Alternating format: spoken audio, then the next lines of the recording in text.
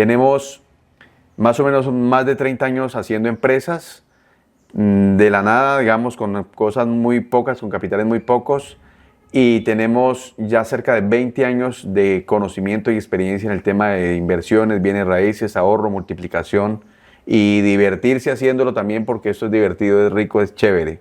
Entonces, siempre yo digo un abrazo, estamos para servirles. Impulsando el desarrollo y el éxito empresarial en nuestra región.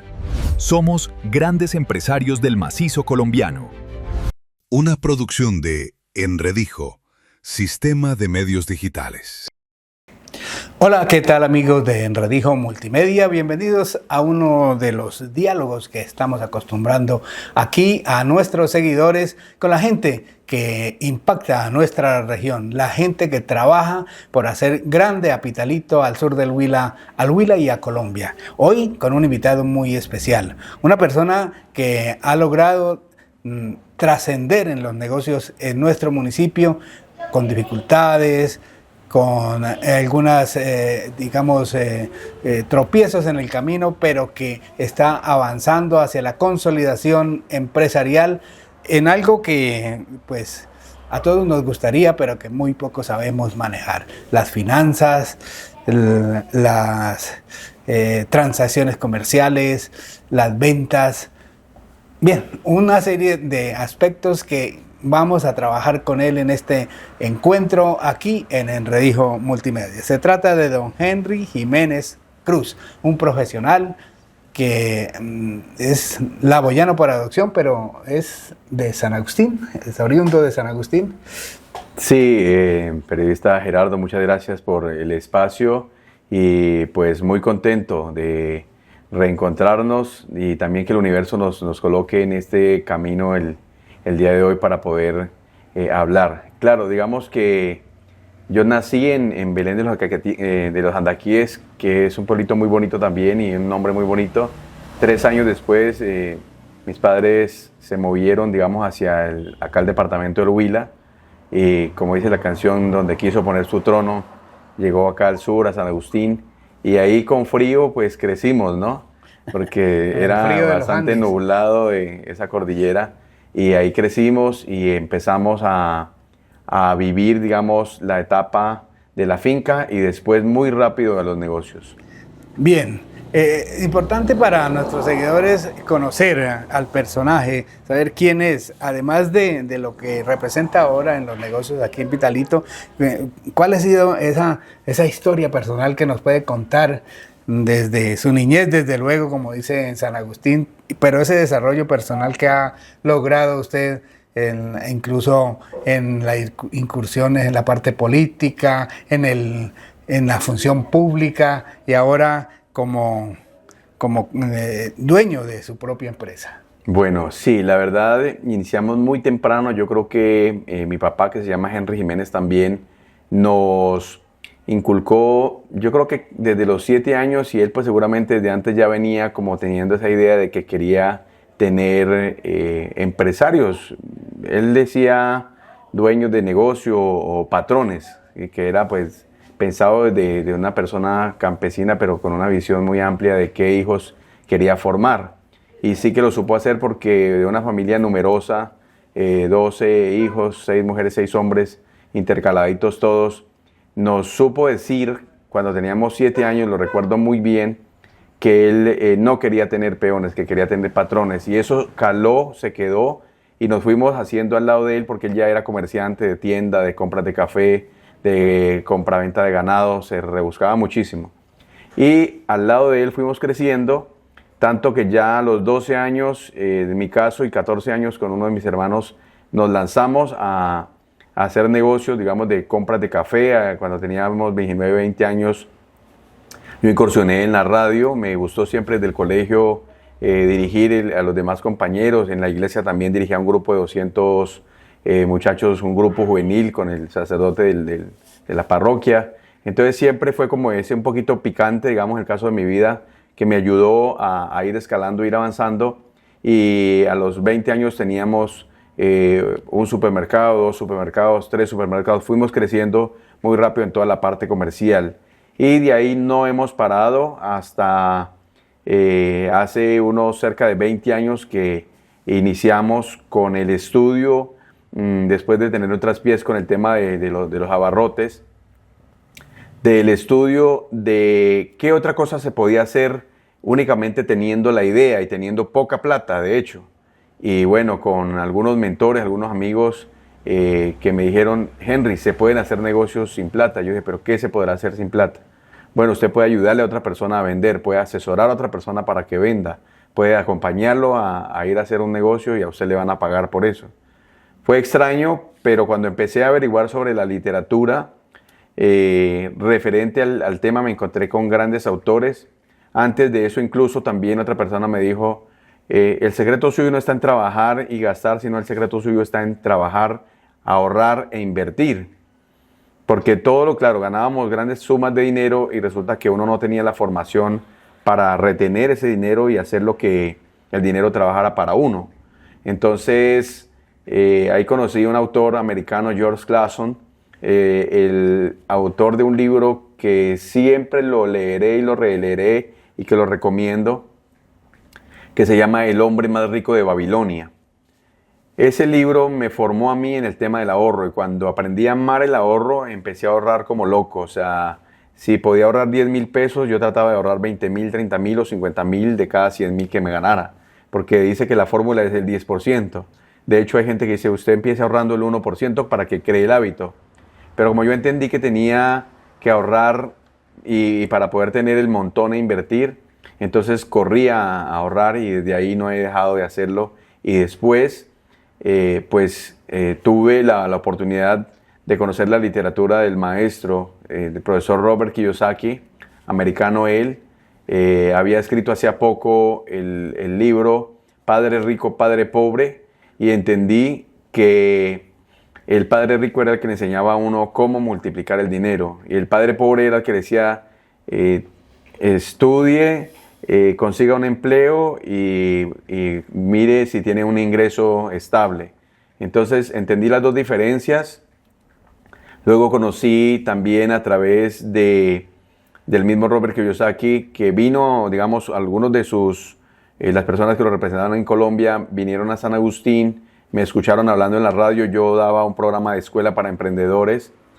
Siempre quería como compartir ese conocimiento y me daban, digamos, teníamos 7 minutos y en esos 7 minutos esa cápsula salíamos al aire y siempre llevamos una síntesis de consejos financieros, de consejos emocionales, de cómo vivir bien en familia, de cómo emprender. Entonces enseñamos de todo un poquito todos los días. Ellos me escucharon y quisieron contactarse conmigo y terminaron regalándome 170 libros.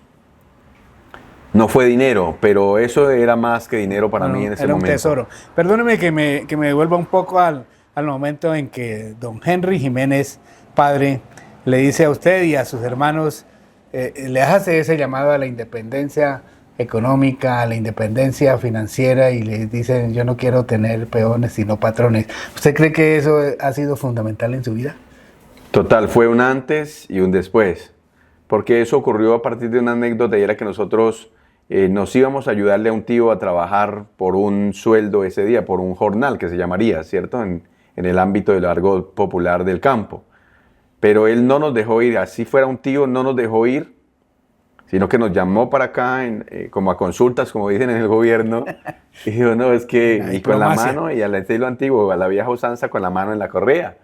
¿Sí? Entonces, pues uno no iba a asumir el riesgo de que le dieran un correazo por desobedecer primero que todo, y porque tampoco le habíamos pedido permiso, porque creíamos que era normal irle a trabajar a don Pepe, a don Juan, a don Sutano, y cuando nosotros teníamos una finca bien buena y había mucho por hacer dentro de la misma finca. Entonces él dijo, prefiero que vayan y cojan café o caña o lo que sea para ustedes, lo que puedan hacer con sus manos y su fuerza a esa edad tan pequeños, pero repitió, no vine aquí a traer peones, sino a ser patrones. Y eso fue un antes y un después, tanto que de los 12 se podría decir que el 9 o 10 somos empresarios hoy en día de la construcción. Muy bien, ese llamado a la independencia, a no vender la fuerza laboral barata, por lo menos, pienso que fue un detonante para esa formación que ustedes pueden pedir.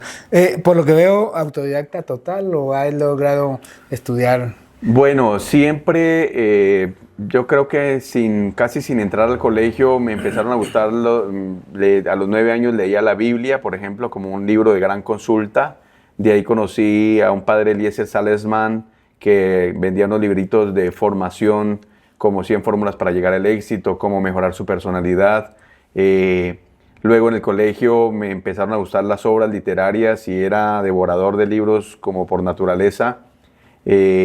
No sabía qué iba a estudiar, sin embargo pasé todo el bachillerato leyendo y liderando.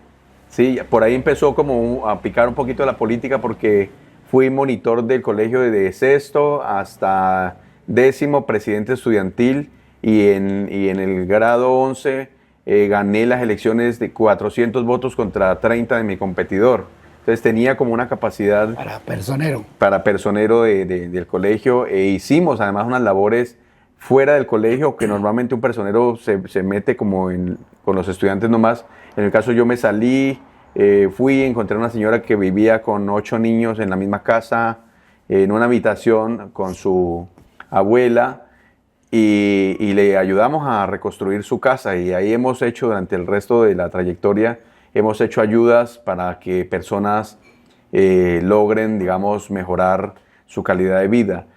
Y luego me gustaba mucho la informática, lo confundía con los sistemas. Yo pensé que los sistemas eran informática, eran computadores y programas. Lo que yo no sabía es que la ingeniería de sistemas era aprender de toda clase de sistemas, cómo funciona un sistema del agua, cómo funciona un sistema de la energía, del alcantarillado.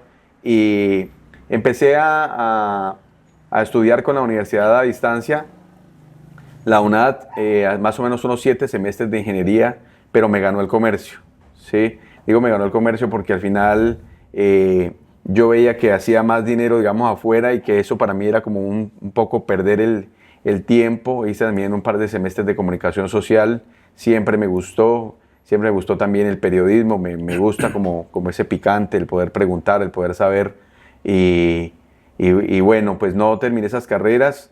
Creo que se necesita tiempo, creo que ahora tengo también ya más tiempo de poder concluir como los grandes hombres de la historia, 1 carrera, 2 carreras, 3 carreras, y no centrarse únicamente en una cosa, porque administrador lo aprendimos ahí en la calle, en la lucha, en el día a día.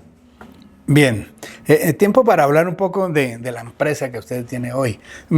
Antes, cuando tuve la oportunidad de conocerlo por primera vez, andaba por ahí en la función pública, trabajando en los municipios. ¿Cómo fue esa experiencia? Bueno, eso fue algo bonito, nació casi desde el colegio. No sé si era diputada en ese momento, la doctora Consuelo González de Perdomo me descubrió en el colegio, ¿sí?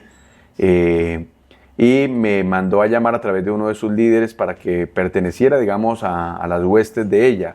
Pero como uno estaba muy como arraigado al tema de los partidos, mi papá, pues de hecho, él fue concejal en Belén 8 años, acá en San Agustín fue concejal 12 años, era muy aclamado, siempre que se lanzaba sacaba muy buenas votaciones, y vivía muy relacionado con los políticos de turno, tanto el alcalde, los diputados, representantes a la Cámara y senadores. Mantenía, digamos, esa escala.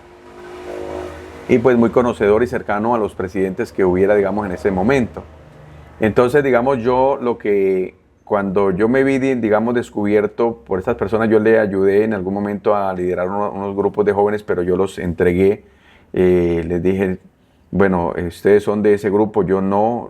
Sin embargo, los presento, los dejé, pero yo me voy para el lado que más jalaba, que en este caso era el conservatismo, con un liderazgo en el Huila, en el conservatismo en ese momento de más del 70%. Y pues ya me presentaron ante los líderes del mismo directorio municipal y directorio departamental. Entonces salió la opción de postularnos para ser miembros del directorio departamental conservador del Huila. Y nada, pues hicimos una campaña de unos 60 días que había de tiempo para llegar, digamos, a uno de esos espacios, esas curules. y sacamos alrededor de 3.000 votos en esos 60 días. Fue exitoso totalmente, tanto pues que internamente me postularon para la presidencia ya del directorio departamental como tal. Y a partir de ahí se abrieron una serie de puertas muy grandes porque digamos que en ese momento teníamos muchas bondades como tener vuelos, tener hoteles, tener carro, transporte, escolta, eso es lo que necesitáramos, digamos que uno era como un diputado. Muchos privilegios. Y muchos privilegios. Pero también la opción de poder ayudar a personas que necesitaban gestiones en la gobernación, el gobernador era amigo, los senadores amigos, nos movíamos por Bogotá, por el Valle, por muchos lugares y siempre nos fue muy bien. Digamos que tuvimos la opción de ser incluso precandidatos a la alcaldía de San Agustín en su momento con una muy buena aceptación. No hubo un acuerdo que se necesitaba para poder que una sola persona quedara como candidato, entonces di un paso al costado. Después íbamos haciendo carrera para hacer una diputación. Las cosas no se dieron porque las 4 personas que iban delante mía tampoco se pusieron de acuerdo y dejaron perder una votación cerca de 30.000 votos, en donde ninguno pudo obtener un beneficio de una curul, como lo que hoy está pasando prácticamente hoy en día en el sur, que no se ponen de acuerdo. Entonces fui entendiendo el mensaje, tenía mis hijos ya muy pequeños, tenía dos menores, los estaba dejando como muy solos y algún buen amigo me aconsejó que era por el lado de acá se estaba como cerrando las puertas, entonces regresar a recoger los muchachos, llevarlos de la mano a la compañera y avanzáramos. Y eso hice y de ahí me concentré ya estos últimos 15 años a darle duro al tema de la empresa y de negocios. Bueno, emprender en un país como Colombia y en una región como la nuestra, emprender desde abajo es difícil, por no decir imposible, sin apalancamiento económico, con el puro conocimiento y las ganas. ¿Cómo ha hecho usted? Bueno, ha sido un tema complejo, pero hemos logrado avanzar hacia esta ruta del éxito que hoy llevamos. Tener en cuenta pues que ya tenía uno un conocimiento de cómo hacer cosas a partir de ideas. Ha sido eso, porque apoyo del Estado, digamos, en ningún momento, a veces muy pocas opciones con los bancos, a veces veníamos de situaciones complicadas, entonces tuvimos que emprender a la fuerza, se puede decir. Bueno, pero emprender a la fuerza, como dice nuestro invitado, en un país como el nuestro, como cualquiera en América Latina, pues no es fácil y debe tener uno una capacidad especial, por ejemplo, para identificar ideas de negocio, para saber el campo en el cual uno se va a desempeñar, pues para, si fracasa, no sucumbir del todo, o sino para salir a flote. ¿Cómo ha sido esa fórmula, don Henry? Sí, digamos, usted preguntaba hace rato algo bien importante y es la formación, ¿no? A pesar de no tener, digamos, el título final de una ingeniería, de una administración, sí requiere, digamos, de mucho estudio y de mucho análisis de los que ya van adelante, ¿sí?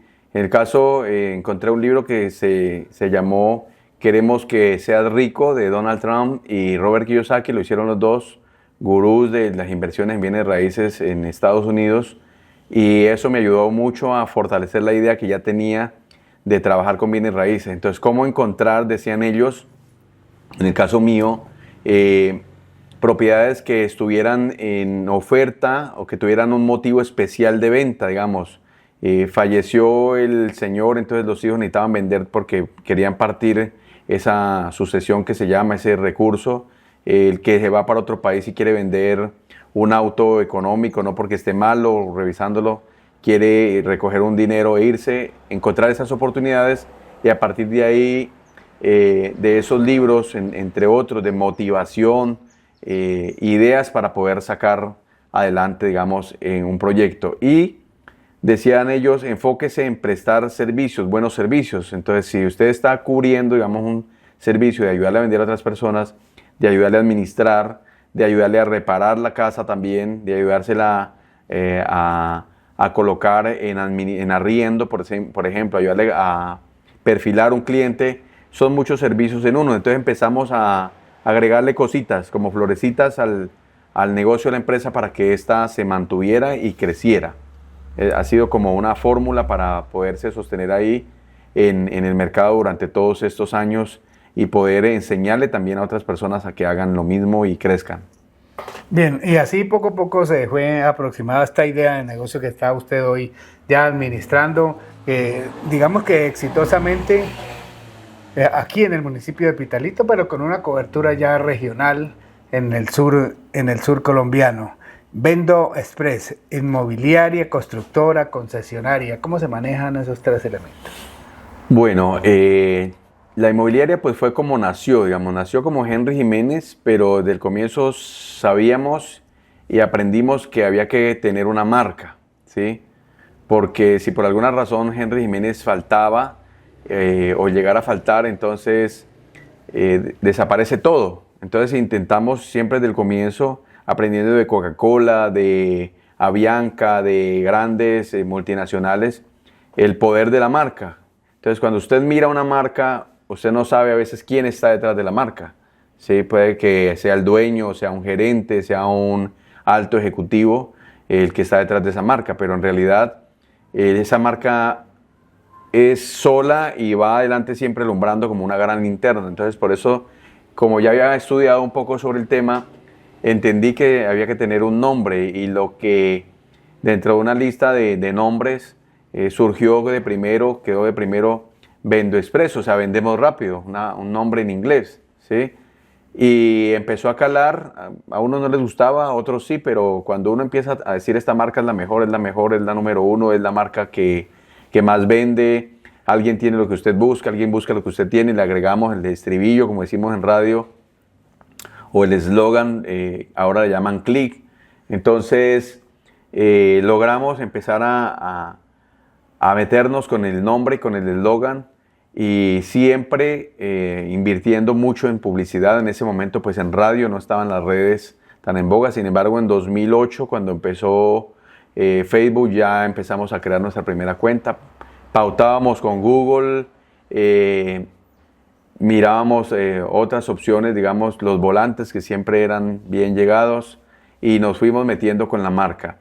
Y 3 años después, cuando estábamos ya en Pitalito, 2 años después de que iniciamos en San Agustín, porque iniciamos allá, la gente, como trabajamos en radio, por ejemplo, hacíamos Caracol Radio, un programa que pagábamos de radio clasificados de 1 hora. Entonces la gente decía, ¿en Pitalito en dónde es la oficina? No, no tenemos oficina en Pitalito. ¿Cómo? ¿Ustedes de dónde son? No, que somos de San Agustín. No, pero es que yo tengo un local aquí para la venta y manden a alguien a quien podemos, no sé qué. Entonces, casi de obligados, vinimos porque la gente nos miraba ya como un nombre grande y decían, bueno, pero ¿por qué no están en Pitalito? ¿Por qué están en un pueblo más pequeño? Entonces, digamos que la misma presión nos fue obligando a abrir, digamos, oficina y fue muy rápido porque viajamos diariamente, inicialmente para acá y luego de eso fue casi una bola de nieve creciendo enormemente, llevándonos por delante comisionistas de la calle, el parque. La gente quería ya tratar con una empresa que tuviera un nombre y que fuera seria. Precisamente ese comisionista, que era como tradicionalmente conocíamos nosotros, a quienes dedicaban a vender cosas, especialmente bienes raíces, es el carrotaje de bienes raíces, corretaje de bienes raíces, que es como técnicamente se conoce ahora. ¿Y cómo estructuró usted la empresa?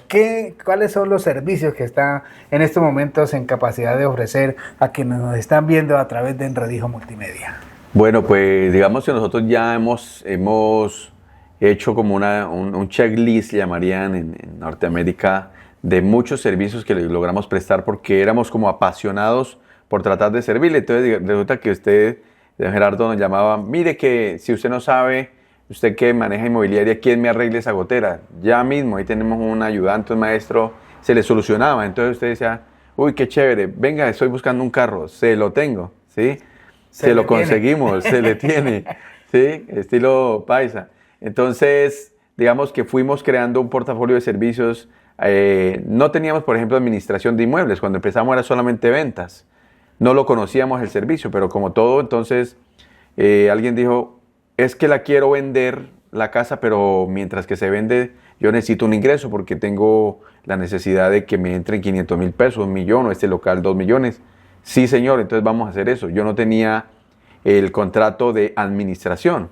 Entonces, bueno, me consigo en Neiva una persona que ya es administradora de inmuebles y le digo, bueno, ayúdeme, ¿cuánto me cobra? Me dice, le cobro 100,000 pesos le entrego el contrato con su nombre y todo. Y le digo, vamos, ya lo necesito que me lo envíe. Y empezamos a conseguir entonces contratos de administración. Entonces íbamos perfeccionando el de administración, el de contrato de corretaje que le llamamos, para que la gente se comprometa a pagar una comisión por la venta, o contratos al mayor valor, donde le dicen a usted, esta propiedad vale 1,000 millones, pero usted trabaje de ahí para arriba, sáquese sus honorarios propios. Contratos de obra, o sea, porque usted dijo, no, usted me arregló bien la gotera, pero ahora necesito que me la pinte. Entonces ya no era el gallito que le llamábamos nosotros de 100,000 pesos y no un contrato de 2 millones de pesos. Entonces, digamos que se volvió como una mancha de petróleo en el agua, cayó y rápidamente se expandió porque tratamos de cubrir muchos servicios. Ahora usted ya me vendió la casa, pero necesito que me venda mi carro. Entonces yo cogía en mi agenda y anotaba los datos de su carro. Y resulta que en esos días no había fotos, forma de enviar por el teléfono, nada, sino descripción, que está muy bonito, que es rojo, que tiene llantas, que no sé qué. Pero la gente decía, bueno, quiero verlo. Y yo lo llamaba al dueño y decía, no, estoy en Garzón. No, el carro está sucio, no lo puedo mostrar así. Yo dije, idea, montar una consignataria, donde me traigan el carro, me lo traen limpio, yo lo mantengo limpio, me lo traen con gasolina, se hacen fotos, pero con cámara, video, y los guardamos aquí. Entonces yo me encargo, cuando vengan por su carro, yo lo llamo y sí que venga a firmar. Entonces nació la consignataria en el año 2010 y llegamos a vender del 2010 al 2020 más o menos unos 20 carros mensuales. Fue exitoso, fue fenómeno, una esquina, se volvió comercial el sector en el centro de la ciudad, pero era un barrio, era tranquilo, pero logramos con nuestro movimiento de comercial, de casas, de carros, de lotes, de meternos. Y pensamos luego ya de eso en que teníamos que tener nuestros propios proyectos urbanísticos. Y otra cosa, se volvió esto tan exitoso y me empezaron a voltear a ver la familia, mis hermanos, después sobrinos, después amigos, compadres, y venga, ¿cómo es el negocio? ¿Cómo es esto? O con el mismo ejemplo fueron aprendiendo y se fueron metiendo, y hoy, sin dudarlo, yo creo que de ese grupo familiar de los 12, como dijimos, hay más o menos un 80% y más las nuevas generaciones que van viniendo en este negocio que ha logrado ser exitoso con el solo arrastre de la idea y del ejemplo. Bien.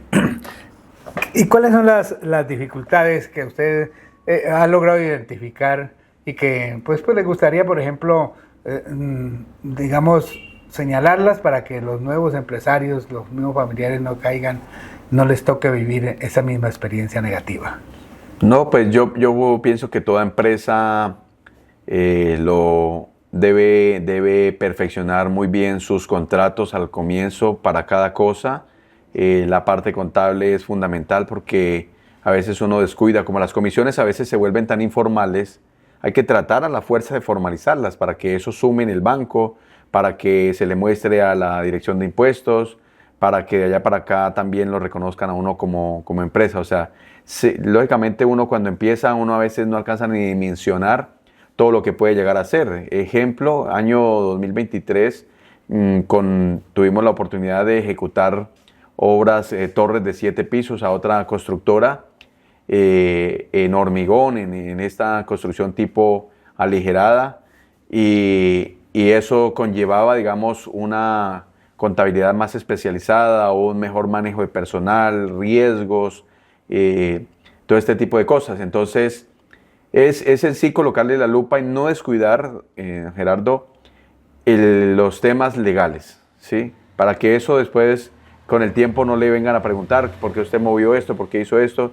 y le pueda como a uno trazar una escalera que le permita crecer tranquilamente, pero muy organizadamente, ¿sí? Y no dejar de Yo veo de todas formas que muchas personas inician y no creen como en el poder de las marcas. Entonces, digamos que usted construyó una casa, pero es Gerardo Valencia que la está haciendo, pero no está trabajando con una marca que le ayude a ir posicionando que hizo una casa, que hizo 3, que hizo 10, que hizo 1000, sino que se queda como en lo unipersonal y así la persona no va a crecer y mucho menos también si no tiene hábitos de ahorro y de inversión, si no tiene, no estudia, digamos, a los grandes o no se asesora o no le pregunta al que ya sabe, sino que va y le pregunta al panadero, venga, yo quiero comprar un lote, ¿cómo será eso? Y el panadero le da un concepto ahí erróneo porque eso no es lo de él. Tiene que preguntarle a los que saben. A mí me pueden preguntar, a mí me pueden llamar, a mí me pueden escribir.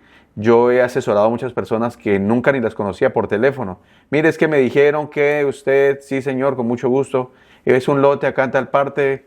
Y resulta que cuando uno siembra, recoge, después al tiempo han venido y me han comprado a mí directamente porque los asesoré, los acompañé y estamos, que eso es algo que la gente lo reconoce en nosotros, siempre dispuestos a acompañarlos a donde necesite. Yo he ido a Bogotá a hacer una asesoría, a Neiva, solamente por los pasajes y las comidas y me he devuelto, pero contento porque me tuvieron en cuenta y pude ayudar a que si sirviera, digamos, el negocio y fuera para adelante. A Florencia, a Mocoa. He viajado a muchos lugares. Estuve en Madrid, en España hace poco y estuve acompañando a unos familiares a comprar unos lotes. Entonces esto es universal y es bueno. Perfecto. Bueno, Vendexpress basa su accionar en la confianza. Porque, bueno, yo le dejo mi carro. Tengo que confiar en el empresario. Pongo mi casa en venta y se la confío para que usted me la venda. Esa confianza, ¿cómo se construye? No es fácil, porque hay cosas en el trasfondo que a veces uno, si también se confía, aparecen acá después adelante, ¿sí? Voy a colocar un ejemplo que es caso de la vida real, como en las telenovelas. Acá en el centro me llama una vez un señor solamente por teléfono y me dice, mire, es que me dijeron que usted es muy bueno para las ventas y que su empresa es también muy seria. Me habló incluso de eso, de seriedad, de responsabilidad. Quiero que me ayude a vender un lote acá al lado de un supermercado del centro. Ah, sí, señor, yo tengo el mapa de la ciudad y el departamento y tal vez de gran parte del país en la cabeza. ¿Qué lugar es? Entonces me dice, acá en la carrera 11, en la calle 11, entre tercera y segunda, tal lote. Ah, digo, yo ese lote yo lo conozco. Ok, dijo, ese es el lote, ya le voy a mandar el certificado de tradición, inscríbamelo, cuánto vale la inscripción, le cobré y colóquemelo en la venta, que es que yo llego de viaje en 2 semanas y ya voy y le firmo y todo eso. Entonces, uno en confianza, confiando, digamos, en esa persona, yo inicio a hacer la venta. Resulta que por el precio que él me dio, que era muy atractivo, rápidamente salieron unas personas que querían comprarlo. Entonces, ya le dije al supuesto cliente que había una persona, que habían 2, que habían 3. Dijo, miremos cuál es la mejor, cuál tiene toda la plata, no sé qué. E insistía, digamos, en que si se iba a hacer el negocio, por ejemplo, hoy, pero mándeme 10 millones de pesos pues, para que pise el negocio, pero mándeme 10 millones de pesos. Entonces, cuando ya me dijo la tercera vez eso, yo dije, en mi pericia, en mi experticia, en mi experiencia, yo dije, bueno, aquí ya hay algo raro, porque ¿por qué tanta insistencia? En un negocio hay que dejarlo como el río, que él vaya tomando forma, fluyendo. ¿sí? Que vaya fluyendo. Y era retacando que rápido pidiera ese inicio. Entonces, ya me tomo un segundo concepto y entonces le pido a alguien que me revise ese certificado de libertad y tradición. El comprador estaba también como muy entusiasmado a mandarle la plata y todo eso. Entonces yo le dije, de acuerdo a mi olfato pues de negocio, le dije, no, esperemos, vamos a hacer revisar este documento a ver qué es lo que pasa. Entonces cuando ya entramos al análisis, se miraban cosas corridas, digamos. Habían números como impostados, como suplantados, unas firmas, unas cosas. Entonces ya descubrimos rápidamente que esa era una trampa. Ajá. ¿Sí? Entonces ya me puse a averiguar quién era el verdadero dueño, lo llamé y le dije, ese lote lo están vendiendo. También lo puse sobre alerta para que él pusiera un aviso allá que ese lote no estaba en venta porque el señor realmente no lo estaba vendiendo. Entonces eso genera confianza en el comprador y ese comprador que se ahorró, digamos, una pérdida y que también me hubiera podido involucrar a mí, Claro. comentó, digamos, con otras personas, dice, ahí pueden ir con confianza, él los asesora, los acompaña, no los deja meter. Como ese he tenido otros 3, 4 casos de grandes posibles estafas que se lograron atajar a tiempo y esas personas, lógicamente, por su energía universal y por sus comentarios, se lograron tener confianza y lo mismo con los carros porque ha sido muy poco lo malo que puede haber pasado. Bien, usted ya nos ha comentado el interés y la forma como ha venido expandiendo el negocio, no directamente en su empresa particular, sino que otras personas de su grupo familiar, de su entorno social, han aprendido con usted. Ese crecimiento fortalece su negocio o cree que puede ser competencia, por ejemplo. No, pues digamos cuando es el caso, es que digamos me ha faltado decir que aparte de la familia en su momento, incluso que desde el año 2012, 2014, entraron particulares en sociedades con mi mismo grupo familiar y aprendieron ese arte, ¿sí? Que no era construir para vender, sino vender primero y después construir, porque hay una diferencia de la A a la Z. Y a partir de ellos me imagino que sus demás familiares de esas familias también hoy dependen de esas empresas y esos negocios, pero yo me he sentido supremamente bien. Creo que me siento como un maestro, que eso me ayuda a mí a crecer, que esa onda, digamos, expansiva me ha beneficiado a mí muchísimo porque de alguna manera yo estoy en la cúspide de esa pirámide y los demás van todo el mundo trabajando de a poco, de a mucho, pero creo que para todos alcanza, porque Pitalito, algo que usted mencionaba por ahí, pues le faltan vías, aquí falta, digamos, que la misma municipalidad vaya adelante con autopistas, con avenidas, para que los constructores vayamos atrás haciendo lo que uno sabe hacer, que son urbanismos, vender, construir torres, construir conjuntos, cosas campestres, casas campestres,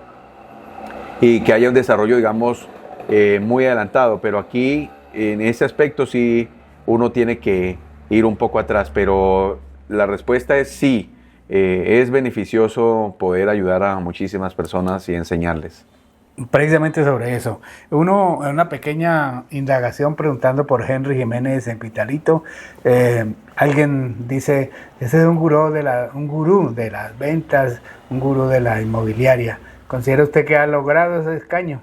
Sí, yo creo que ya por eso hemos aceptado esta invitación y pues también muy contento de estar aquí porque es para decirle a las personas que queremos empezar a crear una comunidad a través de la red social, de los diferentes medios, en donde las personas se puedan educar con nosotros, alguna parte gratuita, no sé más adelante cómo estructuremos eso, pero poder enseñar porque realmente creemos incluso que nos estamos demorando en poder compartir ese conocimiento. Uno creería que la gente al estar en un celular mirando una red social, 2, 3, se encontrarían con esa información, pero uno mira que la gente pues se ríe mucho, ves mucho humor y pues no sé hasta qué punto tengan problemas económicos o problemas familiares por no tener unas finanzas fuertes, establecidas, que les ayude a tener un colchón económico para su crecimiento personal. Entonces, cuando uno habla incluso con muchas personas, tienen muchísimas dudas sobre cómo incluso empezar a ahorrar. Entonces dice, hay mucha ignorancia financiera y qué bueno poder empezar a suplir esa necesidad a través del conocimiento que ya tenemos. Bien, sí, precisamente sobre eso, porque en nuestra charla previa hablábamos de eso, el deseo que usted tiene de compartir ese conocimiento. ¿Cómo lo quiere hacer? ¿Cómo lo piensa hacer para que mucha gente empiece a manejar sus finanzas, aprenda a invertir, aprenda a ganar dinero sin hacerle mal a los demás? Porque sí, esa es una condición que se debe tener, ¿cierto? Sí, a nivel ético, a nivel moral, buenísimo. Pues ya tengo una página de Facebook, no estoy muy asiduo a ella, que se llama Actitud Económica Henry Jiménez Cruz. Ahí ya hay alrededor de 5.000 personas de toda Latinoamérica que están vinculadas. Yo soy el que estaba un poquito descuidado de estas personas que me han seguido, que me han dado like, que se han suscrito, por así decirlo. Pero algo que me motiva es que son personas que sí lo necesitan, porque uno entra y mira sus casas a gente de Nicaragua, de Honduras, de Perú, de el norte de Argentina, de Bolivia, y uno entra y mira sus perfiles y son personas humildes que quisieran como que uno les comparta un poquito más para ellos también crecer, ¿sí? Alguien me decía, Henry, usted siempre ha inspirado como algo grande. Hasta en eso hay que tener cuidado de qué uno inspira, ¿sí? Porque podría uno inspirar pobreza o lástima o muchas cosas, entonces ¿quién le creería? Pero hemos logrado, digamos, crear una autoimagen y una imagen pública bonita, llamaría yo, sin ser egocéntrico ni nada de esas cosas, sino siempre con el ánimo de servir y que las personas nos miren como alguien alcanzable. Y eso sería mi llamado también hoy para que las personas, quien quiera contactarme, en la medida que puede pasar que me hablen 10 personas o me hablen 100 o me hablen 1000, pues en la medida en que se pueda responderles en el tiempo, con mucho gusto, estamos para eso. O sea, como que abrimos las puertas hoy, tanto a nivel de medios como a nivel universal, para que las personas nos contacten y podamos armar un equipo. Yo soy mucho de viajar, de ir, si hay que ir y me invitan, yo allí voy también y comparto ese conocimiento. Ese tema me da pie para preguntarle a usted su concepto sobre dos cosas en particular. Cuando hablamos de finanzas e inversiones, para quienes no manejamos grandes capitales, nos parece que eso no nos corresponde. Es decir, asociamos eso con la gente rica, con la gente que ya tiene un poder económico considerable. ¿Usted qué piensa sobre eso? Bueno, ahí es donde está el hueco, el vacío, el error, porque digamos las clases medias y medias bajas que están como en una lucha, como en las uñas, como que se gana un salario, como que dicen yo no puedo, ahí ya hay un vacío financiero importante, precisamente por el desconocimiento. Incluso existe la regla del 1%, que dice, ahorre el 1% de lo que se gana, y una persona dice, ¿para qué sirve un 1%? ¿Pero para qué? Si 1%, 10,000 pesos, al vez de 1,000,000 de pesos, ¿eso para qué? ¿Sí? Pero cuando la persona está totalmente nula en el tema de ahorro, que todo lo que gana se lo gasta, la regla del 1% le puede ayudar a crear el hábito, ¿sí? Como la gotica de agua. La disciplina. Va cayendo y el otro día amanece lleno ese vaso. Pero cuando uno crea la regla del 1%, yo ya lo dije aquí, cuando yo aprendí de ese conocimiento de 5,000 años atrás, de los babilonios, a través del libro del hombre más rico de Babilonia, ahí enseñaba que era el 10%, y para mí era un difícil ahorrarme el 10% en ese momento, cuando tenía, digamos, deudas, cuando tenía compromisos de atrás que ya venían y estaba empezando nuevamente con esta empresa porque hemos tenido una dificultad financiera importante. Pero cuando yo entendí que esa era la solución, corrí a ahorrar, ¿sí? Cuando había pasado un año y tenía un fondo, corrí a invertir, ¿sí? Entonces busqué quien me fiara mi primer lote. Digamos, mire, tengo 2 millones de pesos y el lote valía 10 en ese momento. Yo decía, mire, le puedo pagar así de a 500,000 pesos mensuales, deme 8 meses, deme 10, o le pago en 6 meses, así. Ya mentalmente cambié el chip, borré el tablero viejo e inicié con el tablero nuevo, ¿sí? Volví a reescribir la fórmula, la entendí, y de ahí para allá ha sido como despegar, digamos, como esos aviones que despegan en vertical y no hacen todo el recorrido. Entonces, sí puede una persona que no tenga, digamos, un gran ingreso o que no sea un gran capitalista iniciar, ¿sí? Todas las personas dicen, no, el otro año, como el que quiere inscribirse al gimnasio y no empieza a hacer el deporte, ¿cierto? A manejar hábitos saludables, lo mismo, aplazando. Si aplaza el ahorro, va a aplazar su felicidad, va a aplazar su futuro emprendimiento, porque no tiene con qué iniciar ni a montar ni una venta de empanadas. Tiene de pronto hasta la idea, pero no tiene con qué, ¿sí? El banco tal vez no le preste, esté reportado, lo que sea. Entonces, tiene todas las posibilidades cualquier persona, así sea el que venda tintos, sin discriminar a nadie, el que ayuda en un terminal a gritar para que viajen y le pagan un pequeño sueldo. Todos, si se disciplinan, guardan un poquitico y ese poquitico se vuelve grande al final. Bien, pues muchas gracias a don Henry por acompañarnos, por estos consejos. Vendo Express es una solución. Como nos hemos podido dar cuenta, casa, carro, y la beca se la damos en formación, orientación y capacitación en inversión y finanzas. Muchas gracias. Muchas gracias a usted, Gerardo, y a todas las personas que nos ven. Yo les diría, para concluir, vuélvanse como unos niños preguntones, no les dé miedo, no les dé pena, porque es mejor, como le decían a uno en el salón, es mejor ponerse rojo un momentico y no quedar como el que no preguntó y tampoco no descubrió qué era lo bueno que ahí había. Tenemos más o menos más de 30 años haciendo empresas, de la nada, digamos, con cosas muy pocas, con capitales muy pocos, y tenemos ya cerca de 20 años de conocimiento y experiencia en el tema de inversiones, bienes raíces, ahorro, multiplicación, y divertirse haciéndolo también, porque esto es divertido, es rico, es chévere. Entonces, siempre yo digo un abrazo, estamos para servirles, a eso creo que vinimos a este mundo, y pues ese es el legado que queremos dejar. Muchas gracias.